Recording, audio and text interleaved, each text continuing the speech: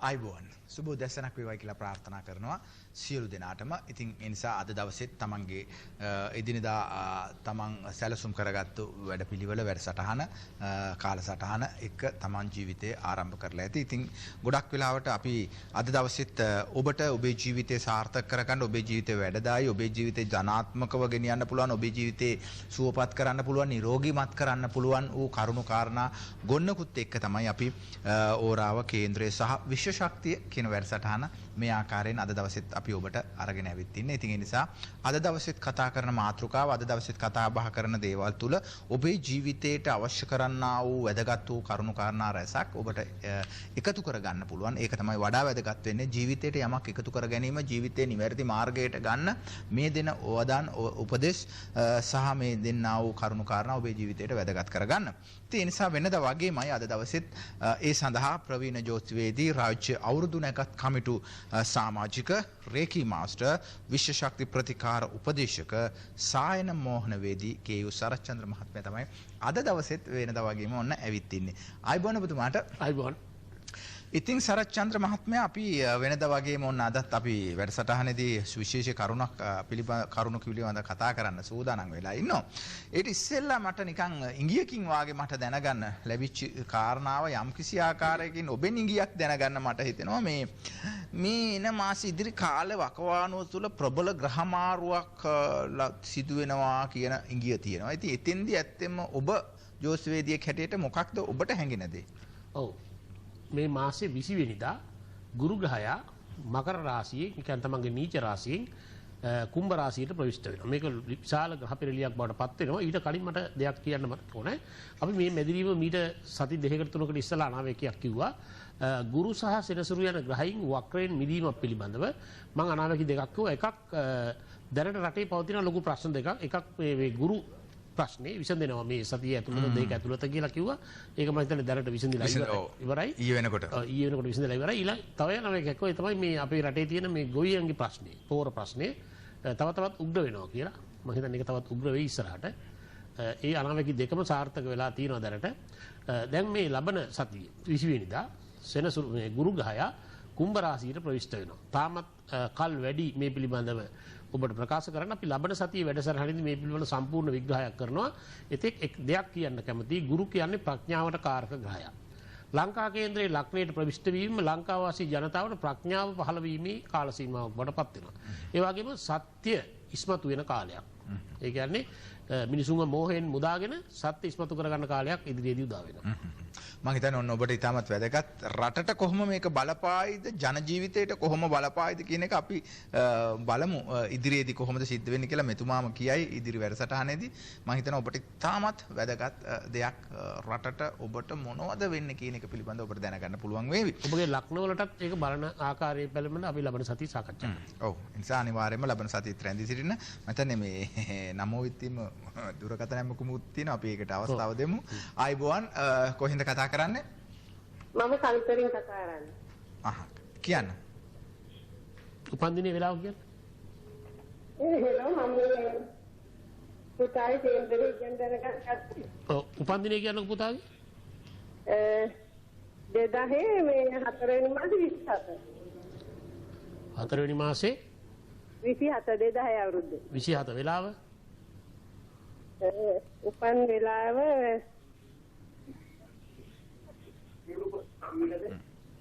හතයි එලා 7:19 උදේ. උදේ 7:19 හරි. ඔව්. මොකද්ද කොහෙද ඉපදුනේ පුතා? පුතා ඉපදුනේ කොළඹ ආමිර කිල්ලේ. හරි මොකද්ද දැනගන්න ඕනේ කාරණේ කියන්නකෝ.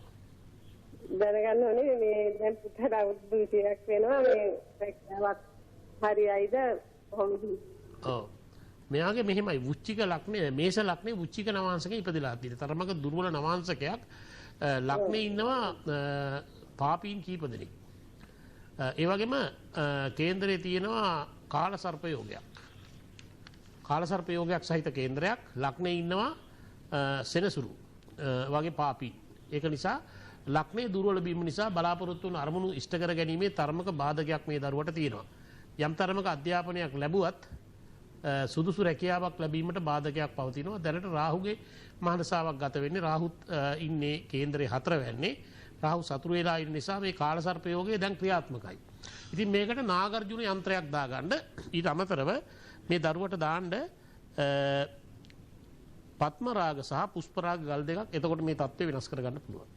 ඔව් මම හිතනවා ඔබට පැහැදිලි පිළිතුරක් ලැබුණා කියලා. ඒ වගේම ඔබට පුළුවන්කම තියෙනවා ඒ දේවල් පිළිබඳව ඔබට निराකරණය කරගන්න, ඒ දේවල් කරගන්නට අතිරේ දිස් වෙන ආකාරයට දුරකථන අංකයට කතා කරලා කාලයක් වේලාවක් වෙන් කරගෙන ඔබට හැකියාව තියෙනවා. ඒ වගේම තමයි අද දවසේත් අපි දුරකථන අංකය කියන්නම් 276128 දුරකථන අංකේ විවෘතව තියෙන ඔබ සියලු දෙනාට හැකි පමණ කාල වේලාව අනුව ඔබේ ප්‍රශ්න යොමු කරන්නට. ඉතින් සරච්චන්ද්‍ර මහත්මයා දැන් කේන්ද්‍රයේ අනුව අද දවසේ ඔබතුමා තෝරගෙන තියෙන්නේ තවත් වැදගත්ම මාතෘකාවක්. මොකද දැන් විවාහය කියන දේදී කේන්ද්‍රයට ප්‍රධානම මූලිකත්වය දෙනවා විවාහයේදී. ඉතින් ඒ නිසා ඔබ දන්නවා දැන් විවාහයේදී කොතරම් දුරකට කේන්ද්‍රය ප්‍රබලව කේන්ද්‍රය මුල් කරගෙන තමයි සියලු කටයුතු සිද්ධ වෙන්නේ. ඉතින් ඒ නිසා කෙනෙකුගේ ජීවිතයේ විවාහ ආවව සිද්ධ වෙන ආකාරය, සිද්ධ නොවන ආකාරය, පසුගාමී වෙන ආකාරය, තියෙන බාධක මේ සියල්ල පිළිබඳව බොහෝ දෙනෙක් අපේ සමාජය තුළ දැඩිව කතා බහට ලක් වෙනවා. ඔවුන් මානසිකව බොහෝ වෙලාවට මේ පිළිබඳව විඳවන අවස්ථාවක් තියෙනවා. ඒ නිසා අද දවසේ මේ ජෝතිෂයේදී කොහොමද මේ විවාහ දෝෂ පිළිබඳව කතා කරන්න අපි අද දවසේ වෙන් කරගෙන තියෙනවා. මම හිතන්නේ සරච්චන්ද්‍ර මහත්තයා මේ ජෝතිෂයට අනුව විවාහ දෝෂ කියන්නේ මොකක්ද කියන එක තේරුම් කරලා දෙන්නකෝ. ඔව් විවාහ දෝෂ හැටියට හඳුන්වනවා. දෝෂ කීපයක් තියෙනවා කේන්දරවල. මේ කියන්නේ සමන් පෙර ආත්මවලදී විවාහයේ වෙනුවෙන් කරපු අකුසල කර්ම තමයි විවාහ දෝෂ හැටියට මේ ආත්මෙදී Tamanට විපාක වෙනින්න සිද්ධ වෙන්නේ. ඒ අතරින් කුජ දෝෂය ඊටමත් ප්‍රමුඛ දෝෂයක් හැටියට හඳුන්වනවා. කුජ ග්‍රහය කේන්දරේ 7 8 12 2 සහ 4 කියන ස්ථානවල ඉඳීමෙන් මේ කුජ දෝෂය ඇති වෙනවා. නමුත් මේක විශේෂයෙන්ම සලකන්න ඕනේ භාව කේන්ද්‍රයක් අනුව බලන්න ඕනේ. මොකද මෙතනදී භාවයක ග්‍රහයගේ පිහිටීම තමයි පෙන්වන්නේ කියවෙන්නේ. ඒක නිසා මේක රාශි කේන්ද්‍රයෙන් බැලුවට සමහර විට ඒක හරියට පෙන්눔 කරන්නේ නැහැ. ඒක නිසා භාව කේන්ද්‍රය අනුව කුජ දෝෂේ පරීක්ෂා කරන්න ඕනේ. ඊළඟ කාරණේ තමයි කුජ දෝෂේ තියෙනා වගේම භංග වෙන අවස්ථාවලුත් තියෙනවා රාශියක්. ඒක නිසා කුජ දෝෂයක් තිබූ පමණින්ම කුජ දෝෂයක් ඇති වෙන්නේ නැහැ. භංග වෙන අවස්ථාවලුත් තියෙනවා. ඊළඟට අවුරුදු 28න් පස්සේ කුජ දෝෂය බලපාන්නෙත් නැහැ. ඔයන ඔය කරුණු ගැන සලකලා බලන්න ඕනේ කුජ දෝෂය ගැන. ඊළඟට තව දෝෂයක් තමයි සනි මංගල දෝෂය. ඒ කියන්නේ සෙනසුරු කුජය කියන ග්‍රහයින් එකට සංයෝග වෙලා එකිනෙකාට දෘෂ්ටි දෙමින් ඉදීම විවාහ දෝෂයක් හැටියට හඳුන්වනවා. ඒකත් විවාහයට බලපාන ප්‍රශ්නයක්. ඒ අයගේ විවාහ ජීවිත අකාලේ දුර්වල වෙලා අඳුරු වෙලා යන්න ඉඩ තියෙනවා විවාහ වුණත්. සමහරට විවාහයක් වෙන්නේ නැති අවස්ථාවලුත් තියෙනවා. ඊළඟට විෂකන්‍යා දෝෂය ස්ත්‍රීන්ගේ තියෙන දෝෂයක්. මේ විෂකන්‍යා දෝෂයේ තියෙන ස්ත්‍රීන් විවාහ කරගත්තොත් ඒ විවාහ කරගත්ත පුද්ගලයාට පවා ඒකෙන් ප්‍රතිවිපාක විඳින්න සිද්ධ වෙනවා. මෙන්න මේ කියන දේවල් කේන්ද්‍ර තුල තියෙනවා නම් මේ හැම දෝෂයක්ම විවාහයට කලින් වෙනස් කරගන්න පුළුවන් දෝෂ. ඒ කියන්නේ මේ හැම එකටම ජ්‍යොතිෂය තුල ප්‍රතිකර්ම තියෙනවා. ඔව් මම හිතන්නේ තව මට අතුරු ප්‍රශ්නයක් අහන්න තියෙනවා. හැබැයි ඊට ඉස්සෙල්ලා මට හිතෙනවා නැවතත් දුරකථන ඇමතුමක් තියෙනවා. ආයිබෝවන් කොහෙන්ද කතා කරන්නේ මේ කාරණාව කියන්නේ? මතුගමින් ලක්ෂ්මී මේ කේන්දරේ ගැන බලා ගන්න. ඔව් කියන්නේ. 1966 ඔක්තෝබර් 29 වෙනිදා රාත්‍රී 7:10ට ඔක්තෝබර් 29 නේ? ඔව්. ඔක්තෝබර් 29 රාත්‍රී 7:10ට නේ? ඔව් 29 වෙනිදා රාත්‍රී 7:10ට. 8යිද 7යිද? 7:10ට. කොහෙද ඉපදුනේ? මතුගම මේ වැට්ටේ රෝහල. මේ කාගේද මේ කේන්දරේ ඔයාගේද? ඔව් එහෙමයි. මුසඹ ලක්නේද? ඔව්. මොකක්ද දැනගන්න ඕනේ කාරණේ කියන්නේ? ඉතිරිය කොහොමද කියලා දැනගන්න මහත්තයා? ඔබට දැන් ගත වෙමින් පවතින්නේ රාහුගේ මහදසාවක්. ඔබේ කේන්දරේ රාහු ග්‍රහයයි ඉන්නේ 12 වැන්නේ. මේ රාහු 12 වැන්නේ ඉන්න එක එච්චර හොඳ නෑ. රාහු සතුරු වෙලා ඉන්නේ. ඒක නිසා ශරීර සෞඛ්‍යයේ දුර්වලතා, ආර්ථික ප්‍රශ්න, වැය වෙන ගතිය, අපේක්ෂා බංගත්වයේ වැනි දුර්වලතා ඇති වෙන්න ඉඩකඩ තියෙනවා. ඒක නිසා රාහු දශාව එච්චර සුබදායකයි කියලා මට කියන්න බෑ. ඒක නිසා ඔබ මේකට නාගර්ජුන කියන යන්ත්‍රය පළඳගත යුතුයි. ඊට අමතරව ඔබගේ කේන්දරයේ යෝගකාරක ග්‍රහයින් බලවත් කර ගැනීමට පච්ච සහ කාකනිල් ගල් දෙකක් අල්ලපු මුද්දක් පළඳ ගැනීමත් සුබයි. ඔව් ඔබට මම හිතනවා තිරේ දිස් වෙන දුරකථන අංක ඒ හරහා කාලය වේලාව වෙන් කර ගන්නට හැකියාවක් තියෙනවා. ඉතින් අද දවසේ අපි කතා බහ කරගෙන ඉන්නේ සරච්චන්ද්‍ර මහත්මයාත් එක්ක විශේෂයෙන්ම මේ විවාහ ඒදී ඇතිවෙනා වූ දෝෂ පිළිබඳව විවාහයක් කොහොමද කෙරෙන්නේ කොට විවාහයේදී පරක්කු වෙන්නේ කොහොමද විවාහයකදී ඇතිවෙන මේ දෝෂ निराකරණය කරගන්න කියන එක. මම අර අතුරු ප්‍රශ්නයක් අහන්න කිව්වේ දැන් ඔබතුමා අර කිව්වාගේ දැන් මේක මේ දෝෂ මොනවද ඒ වගේම තමයි දැන් අපි හිතනවා දැන් ප්‍රේම සම්බන්ධයක වාගේ දෙයකදී ඇති වෙච්ච දෙයකදී මොන බාධක තිබ්බත් දෙන්න ඒක කරනවා. ඉතින්දී යම් කිසි ආකාරයක දැන් මේක පහුකාලීන උන්ගේ කඩාකප්පල් වෙන්න එහෙම නැත්නම් මේක අසාර්ථක වීමේ තැනකට එන්නේ නැද්ද? ඔව් නීලක මහත්තයා දැන් මේ විවාහ ගැන කතා කරමු. ප්‍රේම සම්බන්ධය ඉතා වැදගත් වෙනවා. අද කාලීන හුඟක් අය විවාහයට යොමු වීමට ප්‍රේම සම්බන්ධය යොදා ගන්නවා. මේ ප්‍රේම සම්බන්ධ ගැන මම විශේෂ දෙයක් කියන්නම්. කිසිම කෙනෙකුට දෙන්නෙකුට එකට සම්බන්ධ වෙලා වැඩි කාලයක් ජීවත් වෙන්න බෑ. දෙන්නගේ කේන්දර දෙකේ අවුලක් තියෙනවා. ඒ කියන්නේ වැඩි කාලයක් එකට ඉන්න බෑ. ඒ ඉන්නකොට ඒ දෙන්නටම තේරෙනවා මේක නිකන් ගැටුම් සහගතයි කියලා. එහෙම වුණාම කේන්දර බලන්න ඕනෙත් නෑ. දෙන්න වෙන වෙන එක වඩා අසුදුසුයි. ඒ කියන්නේ ප්‍රේම සම්බන්ධය තියෙන කාලෙදී ප්‍රේම සම්බන්ධය පටන් අරගෙන මාසයක් දෙකක් යනකොට මොන තරම් ඇලි ගලි හිටියත් ගැටුම් සහගත තත්ත්වයන් ඇති වෙනවා. Taman කියන දෙයට අනිත් කෙනාගේ විරුද්ධතාවයක් නැති වෙනවා. එකඟතාවයක් නැතු වෙනවා. ආන් ඒක විවාහයේදීත් ඇති වෙනවා. ඒක තමයි දැන් ප්‍රේම සම්බන්ධකම් නැතුව කරද්දී ඕක බලා ගන්න තමයි අපි කේන්දර පරීක්ෂා කරලා පොරොන්දම් පරීක්ෂා කරලා කරන්නේ. ඉතින් ඕක පොරොන්දම් නැතුව බලා ගන්න හොඳම ක්‍රමය තමයි ප්‍රේම සම්බන්ධයකට යොමු වුණාම ඒ කියන්නේ ප්‍රායෝගිකවම Tamanටමත් දකින්න පුළුවන් ගැටුම් සහගත නම් අදහස් වලට එකඟ නැත්තම් පොරොන්දම් බලන්න ඕනෙත් නෑ අයින් කළා දාන්න කෙනෙක්.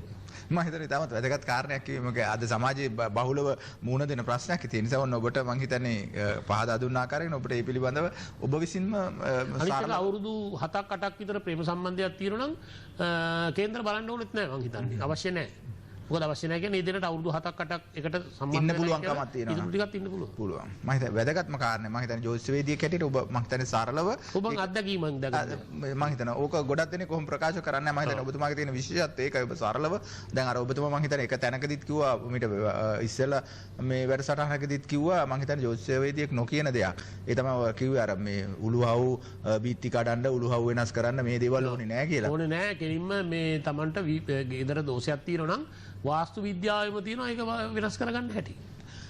ඒ නිසා මම හිතනවා ඔබට සත්‍ය මොකක්ද ප්‍රායෝගිකව කියන එක මෙතුමා හරි අපූර්වට විසඳලා දෙනවා. ඒ නිසා අද දවසේ අපි මේ විවාහ දෝෂ පිළිබඳව විවාහය සිද්ධ වෙන්න කොයි ආකාරයෙන්ද පිළිබඳව කතා කරන මාතෘකාව ඔබට ගොඩක් වැදගත්. අපේ රටේ කවදා හෝ කවුරුත් මේ එක් පරම්පරාවක් අනිවාර්යයෙන් විවාහයකට ඇතුළත් වෙන්න ඕනේ නිසා.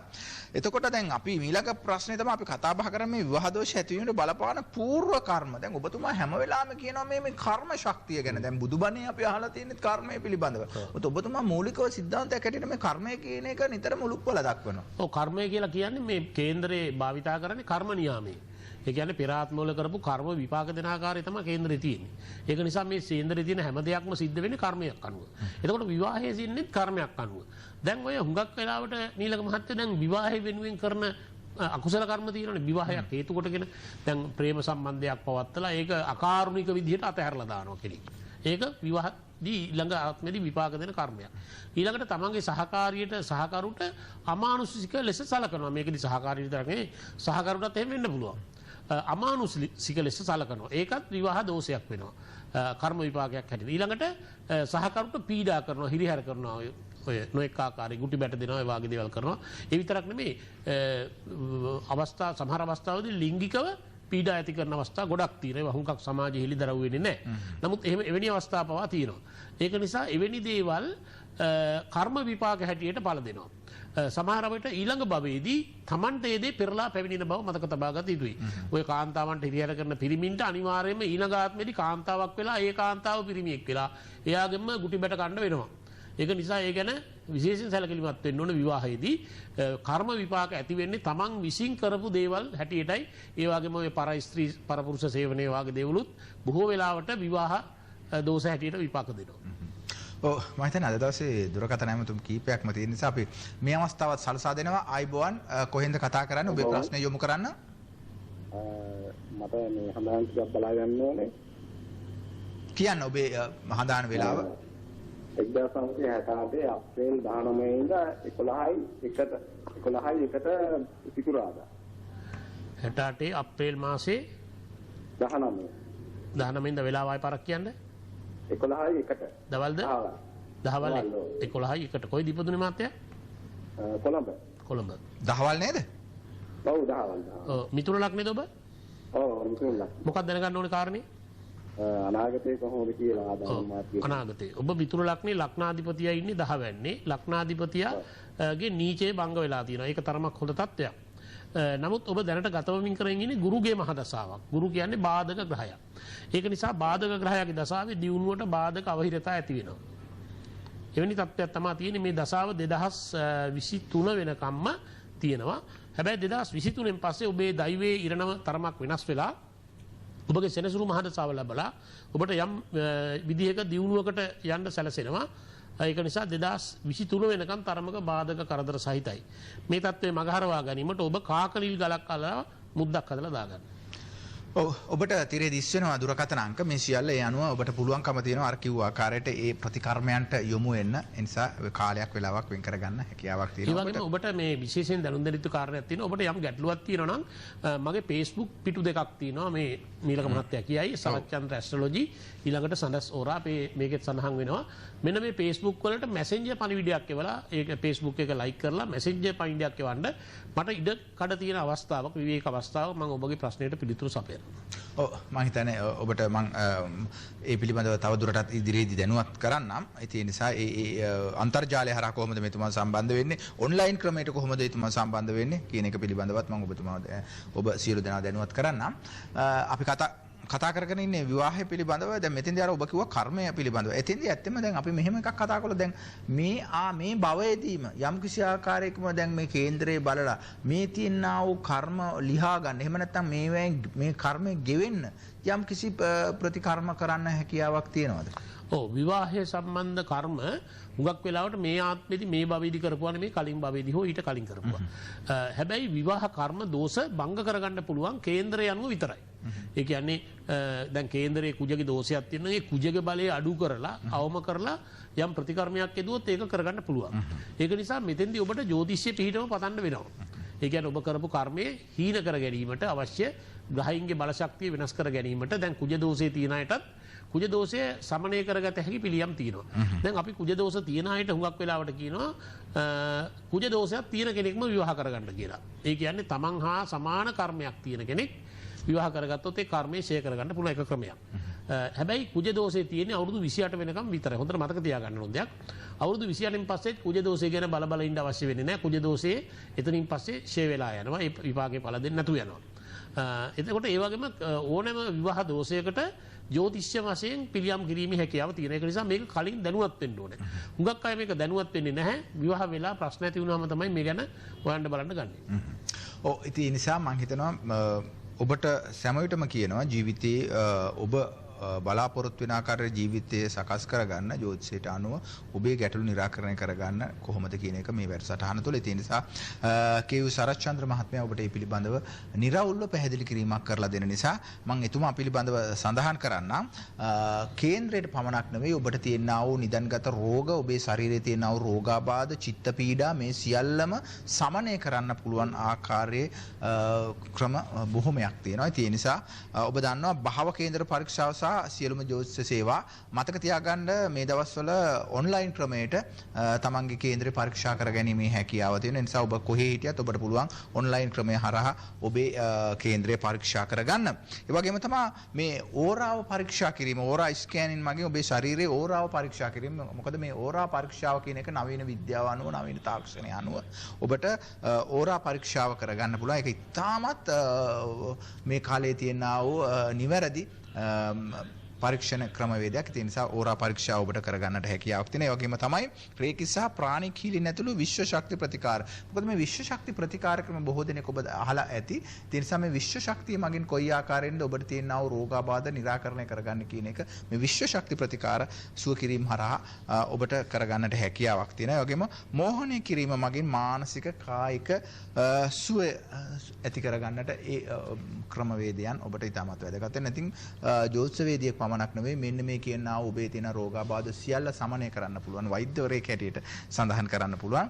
ඒ නිසා සඳස් සෝරාසා ස්වභාවික ප්‍රතිකාර මධ්‍යස්ථානය අංක 660 දෙවන සුබූති අතුරු මාවත සුබූතිවර බත්තර මුල මේක තමයි ප්‍රධාන කාර්යාලය. මතක තියාගන්න කුරුණෑගල, ගම්පහ සහ ගාල්ල කියන ත්‍රිත්වයේ ශාඛාවන් තියෙනවා. අපේ සිකුරාදා ඔව් සිකුරාදා කුරුණෑගල කියන්නේ හෙට කුරුණෑගල ගදාද ගම්පහ සනුදා ගාල්ල. ඔව් ඒ නිසා මේ ස්ථානවලත් ඒ දිනවල තියෙනවා. ඒ නිසා ඔබට පුළුවන්කම තියෙනවා අර කිව්වා වගේම මේ ඔබට අන්තර්ජාලයට යන්න පුළුවන් Facebook එකට යන්න පුළුවන් සඳස් සෝරා කියලා ඔබට සර්ච් කළොත් ඔබට පුළුවන්කම තියෙනවා. ඒ වගේම සරස් චන්ද ඇස්ට්‍රොලොජි කියලා ඔබට සර්ච් කරාට පස්සේ ඔබට මේ තියෙන බොහෝ දේවල් දැන ගන්න පුළුවන්. ඒ වගේම විශ්ව ශක්ති කියන YouTube channel එකටත් ගිහිල්ලා මේ කියන සියලුම කරුණු කාරණා දැන කියා ගන්නට හැකියාවක් තියෙනවා. ඒ නිසා අවබෝධය දැනුමත් එක්ක ඔබට මෙතුමාව හමු වෙන්නට කිසිම ගැටලුවක් නැහැ. ඒ නිසා තවත් බොහෝ දේවල් තියෙනවා. අපි විරාමයකට ගිහිල්ලා ඊටු ටික කතා කරමු.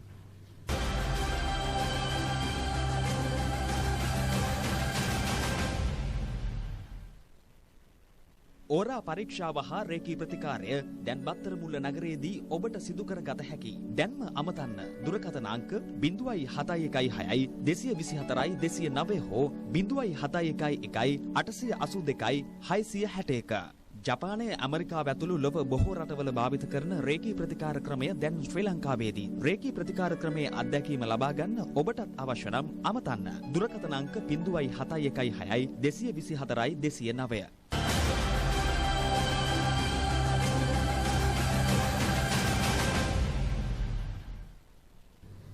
විරාමයෙන් පස්සේ අපි නැවතත් සරච්චන්ද්‍ර මහත්මයාත් එක්ක ඕරාව කේන්ද්‍රයේ විශේෂ ශක්ති වැඩසටහනත් එක්ක සජීවීව සම්බන්ධ වෙන්නේ 286 කියන දුරකථන අංකේ විවෘතව තියෙනවා ඔබට.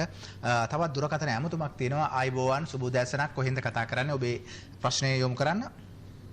සුබ උදෑසනක්. මම හොරණී සුමිත්‍රා. මගේ උපන්දිනය 1980 ඉපදිලා තියෙන්නේ 1988 තුන්වෙනි ඉරිදා රාත්‍රී 12:01ට. 4 වෙනිදාට එළි වෙන්න නේ? 4 වෙනිදාට එළි වෙන්න. ඔව් කොහෙද ඉපදුනේ ඔබ? පාදුක්ක මහරෝහල. ඔව් ඔබ මේෂ ලග්නේද? මේෂ ලග්නේ. ඔව් මොකක්ද දැනගන්න ඕන කාරණේ? මගේ ඉදිරි අනාගතය ගැන දැනගන්න ඕනි. මම කරනවා නම් ව්‍යාපාරයක් වගේ කරන්න බලාපොරොත්තු වෙනවා. මොන වගේ අංශයකින්ද කියලා දැනගන්න කැමතියි. ඔව් ඔබගේ ව්‍යාපාරයක් ගැන හමු නිසා ඔබගේ කේන්ද්‍රයේ 11 වෙනි ආධිපති සෙනසුරු ඉන්නේ 6 වෙනි. සෙනසුරු අස්ත වෙලා නිසා ව්‍යාපාර වලට එච්චරම සාර්ථක තත්වයක් නැහැ. නමුත් සිකුරු ගහය 3 වෙනි ඉන්න නිසා ඔය කලාත්මක දේවල් වලට සම්බන්ධ මැහුම්ගේ 3 වෙනි කර්මාන්තයක් කරනවා නම් තරමක් හොඳයි. නමුත් ලොකු ලැබීමක් පෙන්වන්නේ නැහැ. දැනට රාහුගේ මහදසාවක් ගත වෙලා යන්නේ 2028 වෙනකන් රාහු ඉන්නවා. රාහු ඔබේ කේන්ද්‍රයේ 6 ආධිපති බුධගේ නැකතක ඉන්නේ. ඒක නිසා තරමක් අසුබ කාලයක්. දියුණුවට බාධක වගේම ශරීර සෞඛ්‍ය දුර්වලතා ඇති කරන්න පුළුවන්.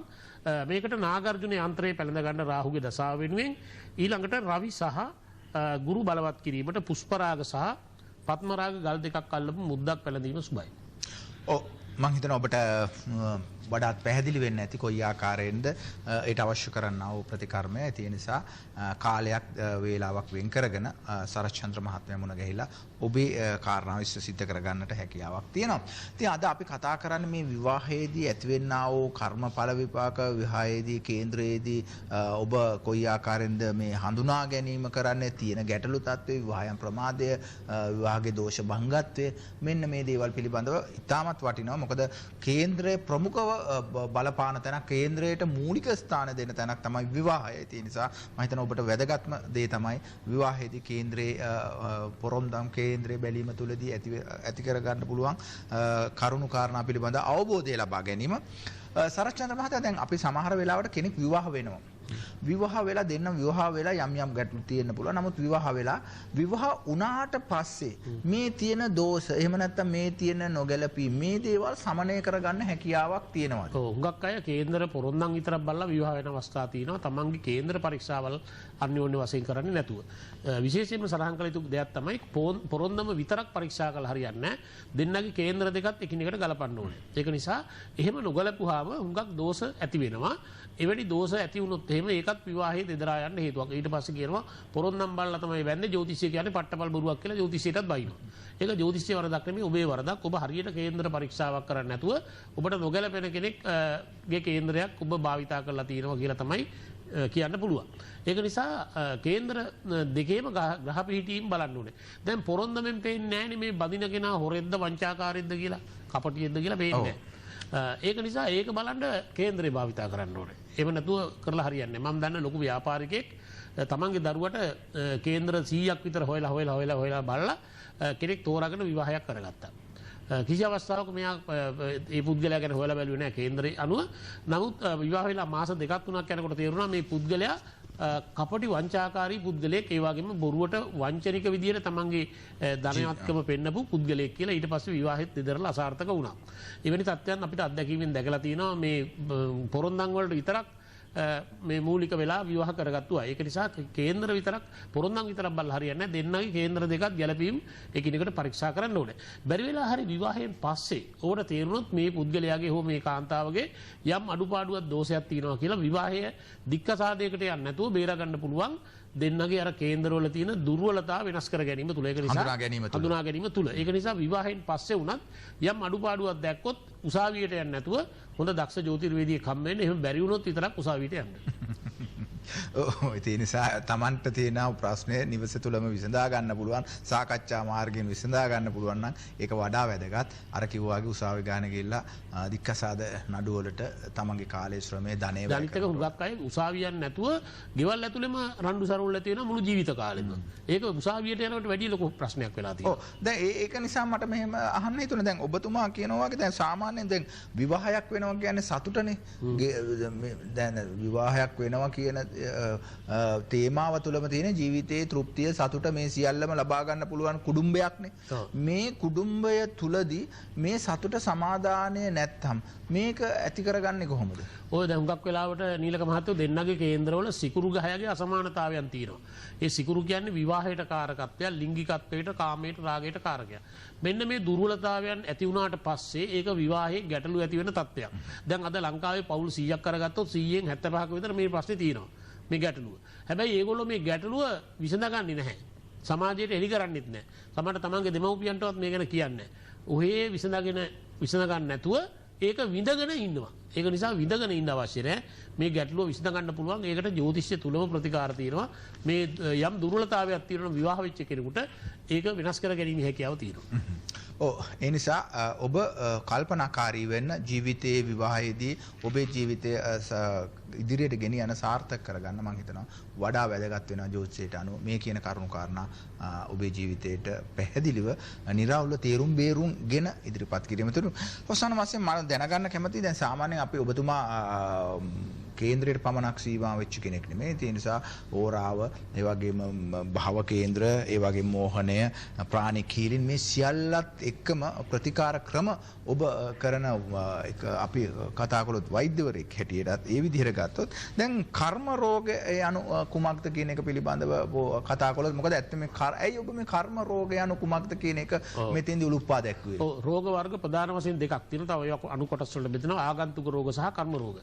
ආගන්තුක රෝග කියන්නේ කෑමෙන් බීමෙන් කාලගුණයෙන් දේශගුණයෙන් රෝග බෝ වීමෙන් අනතුරු වලින් ඇති වෙන රෝග.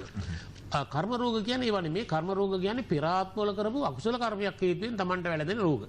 හැබැයි මේ රෝග ලේසියෙන් බේර ගන්න සනීප කරගන්න බෑ. විශේෂයෙන්ම පිළිකාව වගේ රෝග. දැන් පිළිකාවක් වගේ රෝගයක් හැදුනහම සුව කරන්න තියෙන ඉඩකඩ බොහෝ දුරට අඩුයි. ඒකෙන් පීඩනයක් මේ හානියක් තමයි හුඟක් වෙලාවට වෙන්නේ. මෙන්න මේ කර්ම රෝග වෙනස් කිරීමේ හැකියාව ජ්‍යොතිෂය තුල තියෙනවා. ඒ නිසා කර්ම රෝගයක් හැදෙන්න කලින් වුණත් ඒ රෝගය හඳුනා ගන්න පුළුවන් ජ්‍යොතිෂ්‍ය වේදියාට විතරයි. ඒක නිසා වෛද්‍යවරයා වුණත් රෝගේ හඳුනාගන්නේ පිළිකාවක් හඳුනාගන්නේ රෝගේ හැදුනට පස්සේ. නමුත් කේන්දරය තුල තියෙනවා පැහැදිලිව මෙයාගේ පිළිකාවක් හැදෙනවා මෙන්න මේ කාලේ කියලා. අන්න ඒක කලින් හඳුනාගත්තොත් ඔබට පුළුවන් මේක වළක්වා ගන්න. ඒක තමයි කර්ම රෝග වල තියෙන විශේෂත්වය. කලින් හඳුනාගෙන වළක්වා ගැනීම හැකියාව තියෙනවා. මම කර්ම රෝග කියලා කීපයක් ගැන කියන්නම්. එකක් පිළිකා රෝගේ, අනිත් එක ඔය සමේ රෝග, සුදු කබර, පොතු කබර වැඩි රෝග, අනිත් එක ස්නායු රෝග, අනිත් එක ඇවිල්ලා මානසික රෝග, අනිත් එක ලිංගික බෙලහීනතාවය වැනි රෝග. මෙන්න මේව කර්ම රෝග හැටියට හඳුන්වනවා. තවත් රෝග තියෙනවා ගොඩක්. ප්‍රධාන වශයෙන් දැන් ඔය දියවැඩියාව වගේ රෝග කර්ම රෝග නෙමෙයි. ඒවා තමන්ගේ ආගන්තුක රෝග යන්නේ කමගේ කෑම බීමෙන් තමන් හදාගන්න රෝග. ඒවා සනීප කරගන්න පුළුවන්. නමුත් මේ කර්ම රෝග කියනවා සනීප කරගන්න බොහොම අමාරුයි. ඒක කර්මයේ අනුවම විසඳගත යුතු ප්‍රශ්නයක්. ඒකයි තියෙන විශේෂත්වය. ඒක නිසා මේ විශ්ව ශක්ති ප්‍රතිකාර වලින් වගේම ජ්‍යොතිෂය තුල දැක්වෙන ග්‍රහ පිළියම් වලිනුත් මේ කර්ම රෝග කලින් උනත් හැදෙන්නේ නැතුව වළක්වා ගන්න පුළුවන්. ඒ විතරක් නෙමෙයි හැදුනට පස්සෙත් යම් තරමකින් සමනය කරගන්න පුළුවන්. මං හිතනවා ඔබට වැදගත්ම දේ තමයි මෙන්න මේ දේවල් පිළිබඳ අවබෝධය පෙර හඳුනා ගැනීම තුළ ඔබට ඔබේ රෝග මොන ආකාරයෙන්ද වර්ධනය වීම කියන එක පිළිබඳව निराකරණය කරගන්න පුළුවන්. ඒ නිසා තමයි මෙතුමා ගාවට ආවොත් ඔබට විශේෂයෙන්ම ඕරයි ස්කෑනින් පරීක්ෂාව, ඒ වගේම රේකී සහ ප්‍රාණික හීලින් ඇතුළු විශ්ව ශක්ති ප්‍රතිකාර ක්‍රම, ඒ වගේම මෝහන කිරීම මගින් කරන මානසික සහ කායික සුව කිරීම කියන මේ ප්‍රතිකාර ක්‍රමවේදයන් වලට ඔබව සුවපත් කරන්න පුළුවන් කෙනෙක්. ඒ නිසා කේයු සරච්චන්ද්‍ර මහත්මයා කියන්නේ හුදෙක් කේන්ද්‍රයට පමණක් සීමා වෙච්ච කෙනෙක් නෙමෙයි. ඒ නිසා මතක තියාගන්න ඔබට මේ වෙලාවෙත් අපි මතක් කරනවා ඔන්ලයින් ක්‍රමය හරහා ඔබට ඔබේ කේන්ද්‍රය බලවා ගන්නට හැකියාවක් තියෙනවා. ඒ වගේම තමයි මතක් කරන්න ඕනේ Facebook එකට ගියත් ඔබට සඳස්සෝරා කියලා සර්ච් කළාට පස්සේ ඔබට විස්තර දැනගන්න පුළුවන්. ඒ වගේම සරස්චන්ද්‍ර ඇස්ට්‍රොලොජි, ඒ වගේම තමයි විශ්ව ශක්ති YouTube channel එක මේ හරහා ඔබට මෙතුමා පිළිබඳව මෙතුමාගේ ප්‍රතිකාර ක්‍රමවේදයන්, කේන්ද්‍ර පරීක්ෂාවන් මේ සියල්ල පිළිබඳව දැන කියා ගන්නට හැකියාවක් තියෙනවා. ඒ නිසා මම හිතනවා අද දවසෙත් අපි KU සරච්චන්ද්‍ර මහත්මයාත් එක්ක බොහෝ දේවල් කතා කළා. ජීවිතේ වටිනාම වැදගත්ම දේවල් පිළිබඳව මම හිතනවා ඔබ සමාජයට කරන යහපත් දෙයක් හැටියට හුදෙක් අපි මේ වෙලාවේ මතක් කරන්න ඕනේ. අද දවසෙත් පැමිණියාට මම හිතනවා ඔබතුමාට ගොඩක් ස්තුතියි. අයිබෝන්.